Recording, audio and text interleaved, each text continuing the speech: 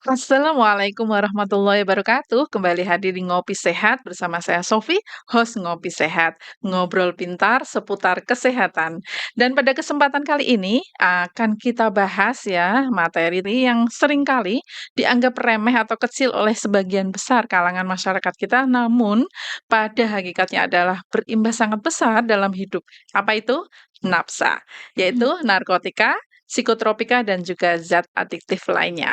Dan bersama saya ini di studio narasi sudah hadir ya narasumber yang, cantik pasti ya, cantik, Oh, pintar, pasti. alhamdulillah. Beliau adalah apoteker dari Puskesmas Guntur II, apoteker Nur Laila Marziati, sarjana farmasi. Ya, Ini saya boleh panggil apa ini ya? panggil Laila aja. Ah, Iya Mbak Laila ya? iya Mbak Laila terima kasih sudah berkenan hadir di studio narasi. iya, terima kasih. Ini pengalaman pertama saya ya, Bu, ya, Ya, untuk pengenga hadir di sini. oh ya, pengalaman pertama begitu menggoda, selanjutnya? Oh, sangat tergoda. Baik, sebelum kita ke materi, saya Iya persilakan dulu untuk Mbak Laila untuk bisa menyapa sahabat sehat yang ada di rumah semuanya ya. iya. Halo semua sahabat sehat, perkenalkan saya apoteker Nur Laila Marziati. Saya akan menyampaikan di sini tentang dampak penyalahgunaan nafsa. Nafsa itu narkotika, psikotropika, dan zat adiktif lainnya, gitu.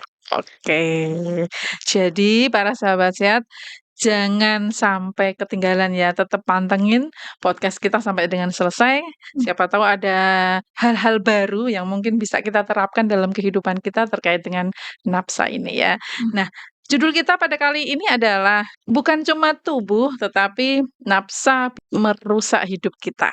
Betul ya? iya betul, Ya Mbak Laila ya, iya, Jadi kenapa bisa merusak ini? Sebenarnya itu nafsa itu apa? Dan juga jenis-jenisnya itu apa saja sih mhm, gitu? Bisa dijelaskan ke sahabat sehat? iya iya, terima kasih. Nafsa sendiri itu kan singkatan dari narkotika, Mhm psikotropika, dan zat adiktif lainnya. mhm Apabila kita penggunaannya itu disalahgunakan, mhm itu efek sampingnya itu kan bisa menyebabkan kayak ketergantungan, terus mhm ketagihan, seperti itu. mhm. Terus kita akan merusak mental kita, hidup kita, karena itu adalah dampaknya itu bisa kayak, apa namanya, mental kita itu jadi rusak. Terus kita bisa mengalir ke bisa bohong, mencuri, kayak gitu. Karena misal udah ketergantungan kan butuh obat narkotika itu ya. Itu pembeliannya kan sangat mahal kayak gitu. Jadi kan untuk efeknya untuk mencuri itu sangat tinggi di luaran sana gitu. Artinya ini memiliki dampak baik sosial ya, Ya kemudian karir, mungkin kalau seperti yang dijelaskan oleh Mbak Laila tadi ya, kan ya, bisa juga ya di karir nanti juga akan iya, berdampak, mhm, apalagi untuk masa depannya ya, sampai iya, sampai ketergantungan gitu, artinya banyak menguras uang, tenaga, kemudian masa depan dan juga sosialnya juga nanti akan iya berpengaruh ya, Mbak, ya? iya, Oh, gitu. Terus jenisnya apa saja ini, Mbak? Kayaknya kok menarik ini, kenapa oh, bisa merusak iya. ya?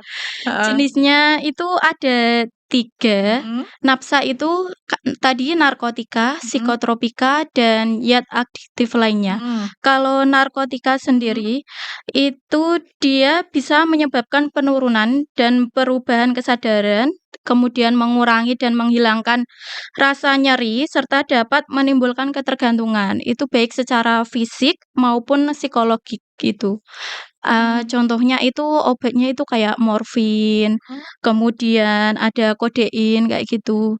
Itu misal secara medis mhm. itu kan diperbolehkan, asalkan ada sesuatu keluhan yang sangat membutuhkan obat itu. Cuma kalau disalahgunakan ya nantinya efek dampaknya itu sangat ini, apa namanya, bahaya buat tubuh kita gitu. Mmm, Kemudian untuk mhm psikotropik itu dia mempengaruhi susunan saraf pusat ya, Bu. mhm Ya itu bisa menyebabkan aktivitas mental sama perilaku kita itu ikutan berubah kayak gitu. Berubah, Iya artinya, dari yang semula mungkin ceria, bisa iya pendiam, iya gitu ya? iya. Mmm, Soalnya efeknya itu kan misal kita menggunakannya ini secara sembarangan. panjang Mhm, heeh, itu dampaknya kan bisa menyebabkan kayak apa namanya, fly, nge-fly terus apa, mata kita itu jadi merah kayak gitu. merah ya? Heeh, terus pikiran kita itu jadi kosong kayak gitu. Mmm, jadi tidak bisa berpikir logis ya? Iya, seperti Heeh, terus tadi? kemudian yang ketiga itu zat adiktif. Kalau Mhm, zat adiktif itu, dia itu bukan zat dari narkotika ataupun psikotropika, cuma dia zat lainnya yang penggunaannya itu bisa menimbulkan apa, ketergantungan. Itu kayak rokok, terus alkohol, kayak gitu. Ya, artinya rokok termasuk zat zat adiktif adiktif. yang bisa menimbulkan ketergantungan. Iya, betul. Bahayakah? Iya, sangat bahaya sebenarnya rokok itu. Karena kandungannya di Heeh, dalam rokok itu kan juga ada ribuan mhm zat-zat yang berbahaya itu mhm, dan merusak tubuh kita.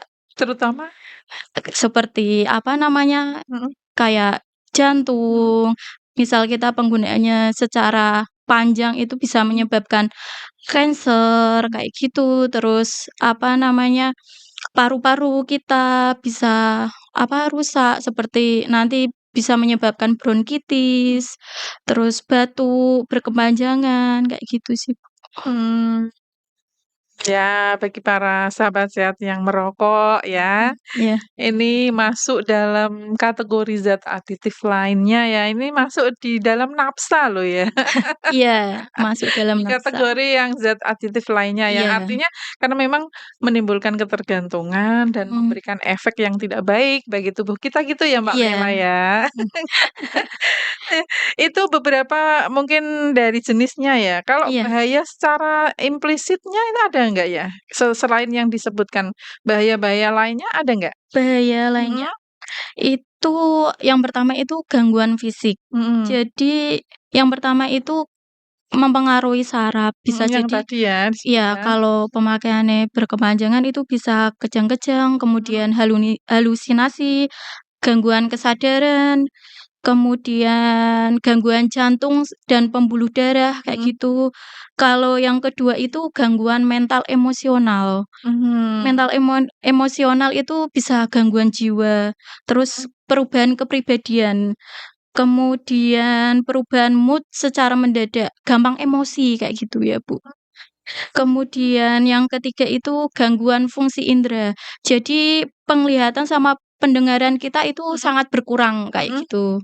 mhm mhm. Kemudian yang keempat itu gangguan perilaku. Perilakunya, Iya, itu jadi itu di masyarakat tuh kayak jiwa sosialnya itu sangat rendah. sangat Kemudian rendah. kayak sikap acuh tak acuh kayak gitu Mhm sama orang, kayak nggak peduli, nggak bisa bermasyarakat gitu. mhm.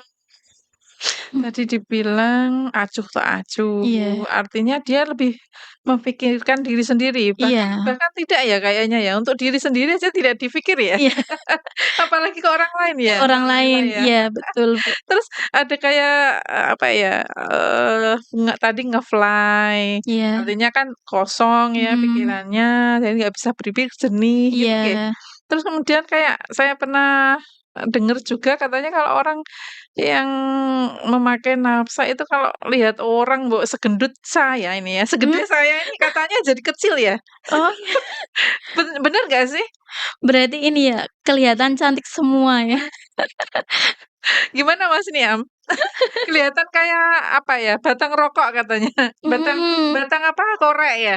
Ada ituannya, kepala ya tuh mungkin tadi kan dampaknya halusinasi tadi ya. iya, halusinasi. Artinya kalau beberapa remaja kita ini kan banyak ya sekali fenomena kenakalan Iya remaja dan lain sebagainya. Itu kan ada iya, yang bipolar, ada yang mhm. seperti itu apakah bisa dikategorikan dia itu pemakai ya? Kalau itu mungkin ini ya, kita nggak bisa mendiagnosa Mhm secara langsung, mhm. itu mungkin harus dilakukan pemeriksaan dahulu Mmm, kayak gitu ya, Bu. gitu ya. Iya. Lalu bagaimana ini supaya bisa terhindar ini dari bahaya nafsa ini di tengah Mhm, gempuran media sosial, iya, pergaulan yang seperti itu. mhm, Bagaimana cara kita ya supaya remaja-remaja kita itu atau lah pada umumnya lah masyarakat mhm, Indonesia ini bisa terhindar dari yang namanya nafsa? nafsa. Iya, Mhm ini untuk apa, re pa masyarakat di luar sana, untuk remaja mungkin ya, mhm terutama remaja-remaja mhm. itu ya. Ini kita melakukan hal-hal yang positif kayak Salah gitu, satunya ya. Misal dia itu di sekolahan mhm kayak memperbanyak ekstrakurikuler mungkin ya, Bu, ya. mhm Itu kan bisa dampaknya positif. mhm Jadi kan kita nggak bebas bergaul mhm. sama teman-teman yang di luar sana yang sudah terlanjur menggunakan hal seperti itu. Sudah lanjur terpapar Iya, ya, iya. mhm. Mungkin kemudian kita harus menguatkan iman Iman, iman kita. Jadi kan kita bisa terhindar dari godaan hal-hal seperti itu, terutama gadget nafsa kayak gitu. ya terutama orang tua ini ya harus memang lebih dekat Iya. kepada anak-anaknya ini. Ya mungkin ya salah satu faktornya Remaja, mungkin kayak gitu, mhm Bu, mhm mhm kurang perhatian. mhm Jadi mhm. anaknya itu kayak, apa, Cari kasih cari sayang, kasih sayang kayak memang gitu, iya. hilang kayak gitu ya Iya dari rumah gitu ya. iya, kayak gitu. Terus selanjutnya bisa apa lagi nih Kemudian untuk terhindar? kita bisa siapkan diri Mhm sama mental kita mhm untuk, apa, mengatakan tidak bila kita itu pengaruhi sama teman-teman kita, mhm kayak gitu. mhm. Artinya lingkungan sangat Iya, mempengaruhi ya. sangat mempengaruhi, Mhm mhm. terutama untuk remaja-remaja itu ya, Bu, Yang ya. mudah apa ya, pengen mencoba. Iya, kayak gitu. Seperti Iya, mhm eee, kemudian menyebarluaskan informasi mungkin ya, tentang nafsa kayak gitu. mhm Bahayanya itu seperti apa, mhm. terus nanti dampaknya di masa depan kayak gitu, biar kita itu terhindar dari nafsa kayak gitu. Mmm, gitu Mhm, ya. iya. Jadi secara fisik karena memang terpengaruh ya. Awalnya mungkin yang yang awalnya cantik, ganteng, gagah ya, nanti akan Mhm, bisa berubah ya. Dari iya, segi fisiknya, dari segi mungkin dari segi perilakunya tadi yang mhm, mudah meledak-meledak, yang bipolar lah, yang iya, cepat marah lah. Mungkin dari secara fisiknya jadi awul-awul gitu ya. iya, Jadi nggak rapi-rapi. heeh, Kemudian, iya, dari segi pemikirannya juga sudah berubah gitu. iya, Artinya memang kegiatan-kegiatan yang positif atau aktualisasi diri yang baik, terutama para mhm, remaja ini ya, bisa iya, ya melalui ekstrakurikuler. Nah ini bisa iya, nih, kita di kesehatan kan ada yang namanya Saka Bakti Husada itu ya. oh iya. Nah, itu bisa dimanfaatkan itu Iya, sebagai bisa wadah untuk diinfokan lewat situ ya, mhm. Bu, ya? Nah ini salah satu siaran kita adalah dalam rangka untuk mensiarkan, Iya, supaya apa, pemuda-pemuda kita, remaja kita bisa, tahulah, tahu itu apa itu nafsa, apa iya, bahayanya, kemudian ketika sudah tahu, mau untuk berubah dan mampu untuk menjalani iya, tetap hidup sehat gitu ya? iya. Baik baik. Kalau di fasilitas kesehatan sendiri seperti apa ini terkait untuk nafsa ini? Ap Kayak rehabilitasinya kayak Mhm gitu ya, mhm Bu, mhm. misal sudah menggunakan kayak gitu. Mmm, Itu sebenarnya mhm ada 3 tahapan. mhm. Untuk tahap pertama rehabilitasi medis, Misalnya kita nih ya dapat ya, dapat, dari masyarakat nih, ini nih mhm, ada nafsa ini. Nah, itu dari fasilitas kesehatan tingkat pertama sendiri ini, apa yang harus dilakukan ini ya? mungkin kita harus, namanya, konsultasikan dulu ke dokternya kayak Heeh. gitu. Itu berarti tadi tahapannya seperti apa? Tahapan medis Mhm dulu. mhm Tahapan medis itu kita kan diperiksa dulu di tim ahli kesehatan mhm seperti dokter kayak gitu. mhm Kemudian dilakukan pemeriksaan fisik, mhm kemudian pemeriksaan biologis, lalu psikologisnya juga itu maksudnya psikologisnya kita itu harus diperiksa gitu. mhm. Untuk menentukan pengobatan dan terapi medisnya yang akan digunakan untuk mengurangi putus obat tersebut, untuk putus obat nafsa, kayak gitu. Berarti ada dampaknya ya kalau ketika seseorang sudah terlanjur mengkonsumsi nafsa kemudian, Mhm, pengen berhenti, berarti iya ada dampak ya? iya, Dampaknya seperti apa ini, Mbak Laila?